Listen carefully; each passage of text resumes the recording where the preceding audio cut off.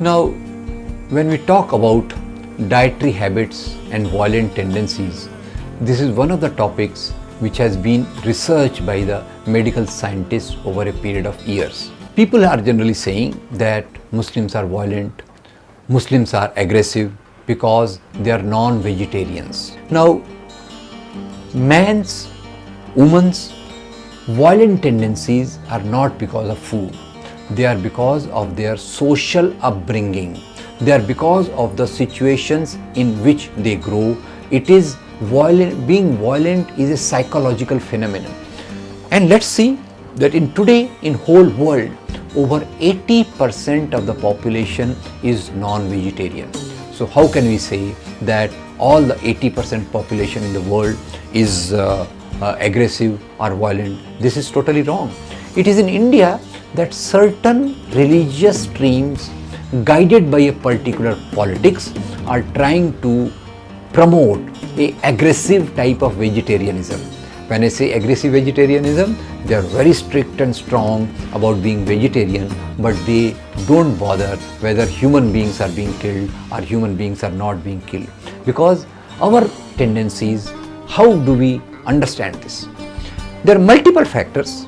One of the factors which also we have to keep in mind, that the definition of being vegetarian or non-vegetarian also varies from areas to areas.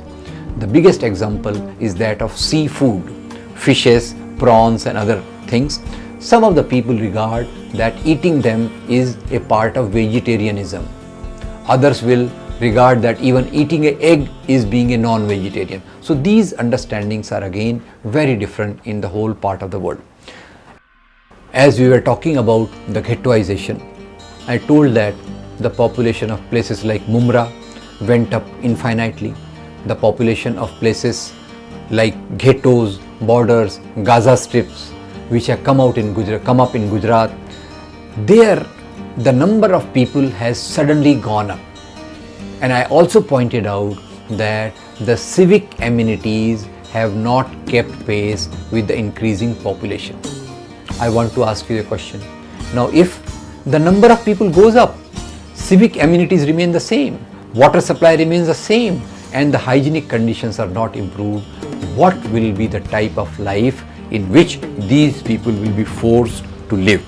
Obviously, their hygienic levels and cleanliness cannot be as good as in other sectors of the society.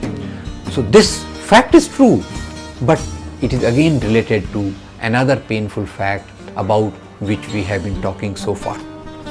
Now, coming to this whole business of Muslims are foreigners, they are more patriotic to Pakistan, they burst crackers when the Pakistani team wins.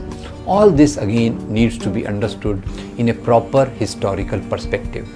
I must point out that the Muslims of India are as much Indians as anybody else. Those people who came from outside were small in number. The majority of people who became Muslims were the people from this country who embraced Islam for different reasons.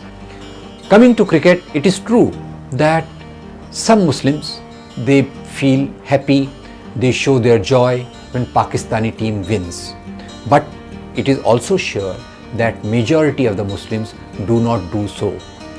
Before coming to this point, I want to raise the issue that can we test one's nationalism on the strength of when one becomes happy, on the strength of cricket and all that? This is not the right way.